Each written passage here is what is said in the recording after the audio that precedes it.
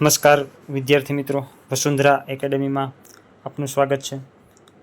હવે ગઈકાલે આપણે જે જ્ઞાન સહાયક ભરતીને લઈ અને એના જે ફોર્મ ભરાવાના છે એને લઈ અને વિડીયો બનાવ્યો હતો. એ વિડીયોની અંદર આ ફોર્મ કઈ રીતે ભરવું, કોણ કોણ આ ફોર્મ ભરવા માટે એલિજિબલ છે અને કોણ આ ફોર્મ ભરી શકે અથવા તો ફોર્મ કઈ રીતે ભરી શકાય એને લઈ અને ઘણા બધા પ્રશ્નો છે એ કોમેન્ટ્સની અંદર આવ્યા હતા. તો એ બધા જ પ્રશ્નોની સ્પષ્ટતા કરવા માટે આજે આપણે આ જે વિડીયો છે એની અંદર એની સ્પષ્ટતા કરીએ છીએ. હવે સૌ પ્રથમ તો જ્ઞાન સહાયક ફોર્મ કઈ જગ્યાએ ભરવાનું છે, તો જ્ઞાન સહાયક માટેનું જે ફોર્મ છે એની જે સાઇટ છે એ છે અહીંયા જ્ઞાન સહાયક .ss.gujarat.org. બરાબર, આ જે લિંક સાઇટ છે એના ઉપર જઈ અને તમે સર્ચ કરશો એટલે જ્ઞાન સહાયકનું જે ડેશબોર્ડ છે એ ખુલે છે. અથવા તો જ્ઞાન સહાયક માધ્યમિક અને ઉચ્ચતર માધ્યમિક એ પણ જો તમે સર્ચ કરશો તો જે આ જ્ઞાન સહાયકની ફોર્મની જે સાઇટ છે એ ખુલશે. હવે જે સાઇટ ખુલે છે એનું જે પેજ છે એ કંઈક આ રીતનું છે. આ પેજની અંદર જે બધી જ બાબતો છે એ અહીંયા આપવામાં આવેલી છે. અહીંયા તમે જોઈ શકો છો જ્ઞાન સહાયક માધ્યમિક અને ઉચ્ચતર માધ્યમિક માટે ઉમેદવારો તારીખ 9/7/2026 14 કલાકથી તારીખ 15/7/2026 23 ને 59 કલાક સુધી ઓનલાઈન ફોર્મ ભરી શકશે. હવે અહીંયા માધ્યમિક અને ઉચ્ચતર માધ્યમિક, આ માધ્યમિક અને આ ઉચ્ચતર માધ્યમિક એની બંનેનું ફોર્મ ભરવા માટેની જે સૂચનાઓ અને એની જગ્યાઓ વગેરે બાબતો અહીંયા આપેલી છે. જેમ કે અહીંયા એડવર્ટાઇઝમેન્ટ છે બંનેની, ત્યારબાદ માધ્યમિકની માર્ગદર્શક સૂચનાઓ છે. એવી રીતે અહીંયા જે છે એ ઉચ્ચતર માધ્યમિકની માર્ગદર્શક સૂચનાઓ આપેલી છે. ફોર્મ કઈ રીતે ભરવું એનું જે છે એ માર્ગદર્શન પણ અહીંયા આપેલું છે. ત્યારબાદ જે માધ્યમિક અને ઉચ્ચતર માધ્યમિકની જે ખાલી જગ્યાઓ છે, જેમ કે ગવર્મેન્ટ સેકન્ડરી સ્કૂલની ખાલી જગ્યાઓ, ગવર્મેન્ટ હાયર સેકન્ડરી, ત્યારબાદ grant and aid secondary, grant and aid higher secondary, ત્યારબાદ GSTES secondary, GSTES higher secondary વગેરેમાં વિભાગ વાઇઝ કેટલી જગ્યાઓ ખાલી છે એની પણ વિગતો અહીંયા આ જે ડેશબોર્ડ છે એમાં આપણને આપેલી છે. છેલ્લે નીચે જિલ્લાના ડોક્યુમેન્ટ વેરિફિકેશન કેન્દ્રની યાદી પણ અહીંયા આપેલી છે. પણ એ જ્યારે આપણે ફોર્મ ભરી લઈએ અને મેરિટ બહાર આવે ત્યારે જે લોકોને ડોક્યુમેન્ટ વેરિફિકેશનમાં બોલાવે એમને જવાનું થાય એમના માટે જ છે. અત્યારે ઓનલાઈન ફોર્મ ભરી અને ડોક્યુમેન્ટ વેરિફિકેશન ક્યાંય કરાવવાનું થતું નથી. પણ જ્યારે મેરિટ બહાર આવશે અને પસંદગી માટે જ્યારે ઉમેદવારોને બોલાવે છે ત્યારે એમને ત્યાં જઈ અને વેરિફિકેશન અને શાળા પસંદગી કરવાની રહેશે. હવે આ ફોર્મ ભરવું હોય તો ક્યાંથી ભરી શકાય? અહીંયા નીચે જ તમે જોઈ શકો છો કે અહીંયા જ્ઞાન સહાયક માધ્યમિક વર્ષ 2026 આપેલું છે. અહીંથી લોગિન કરો. ત્યાં આપણે જે છે માધ્યમિકમાં જો ફોર્મ ભરવાનું હોય તો ત્યાં ક્લિક કરવાનું છે અને ઉચ્ચતર માધ્યમિક હોય તો અહીંથી તમે જે છે એનું ફોર્મ ભરી શકો છો. તો એ રીતે છે એ ત્યાં ટચ કરવાથી અથવા તો ક્લિક કરવાથી જે ત્યાર પછીનું જે છે એ આ રીતનું કંઈક ડેશબોર્ડ ખુલશે. એમાં કેન્ડિડેટ લોગિન છે. બરાબર, અહીંયા તમે જોઈ શકો છો કે કેન્ડિડેટ લોગિન. પણ એ કેન્ડિડેટ લોગિન કરતાં પહેલાં જે આ સાઇટ છે જ્ઞાન સહાયકની એના માટે તમારે રજિસ્ટર થવું જરૂરી છે. એટલે રજિસ્ટર થવા માટે જો અહીંયા આપેલું છે new user, click here two register. હવે ત્યાં જઈ અને ક્લિક કરવાથી પછીનું જે ડેશબોર્ડ છે કંઈક આ રીતનું ખુલે છે. અહીંયા તમારે જે કેન્ડિડેટ્સ છે એ કેન્ડિડેટ્સ છે અહીંયા બધી પોતાની વિગતો ફિલ કરી અને રજિસ્ટર થવાનું છે. સૌપ્રથમ TAT higher secondary exam year, એટલે કે અહીંયા જે વર્ષમાં આપણે હાયર સેકન્ડરીની એક્ઝામ પાસ કરેલ છે એ યર સિલેક્ટ કરવાનું છે.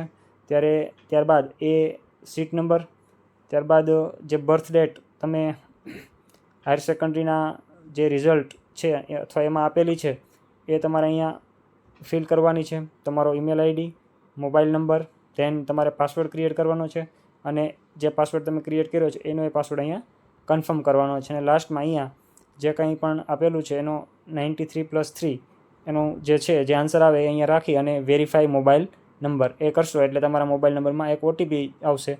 એ OTP અહીંયા જ જે છે એ તમારે ફિલ કરવાનો છે અને એ ફિલ કરી લેશો એટલે તમારું જે રજિસ્ટ્રેશન છે એ જ્ઞાન સહાયક ઉચ્ચતર માધ્યમિક અથવા તો માધ્યમિક જેમાં તમે કરતા હશો એમાં થઈ જશે. ત્યાર પછી એ કર્યા બાદ આપણે ફરીથી લોગિનવાળું જે ડેશબોર્ડ છે એના ઉપર આવતા રહીશું. લોગિનવાળા ડેશબોર્ડની અંદર જે કોઈ વિગતો છે જેમ કે ટાટ હાયર સેકન્ડરીનો સીટ નંબર, બર્થ ડેટ અથવા તો ડેટ ઓફ બર્થ, ત્યારબાદ TAT higher secondary exam year જે તમે રજિસ્ટ્રેશનમાં નાખ્યું છે એ જ યર અહીંયા આવશે.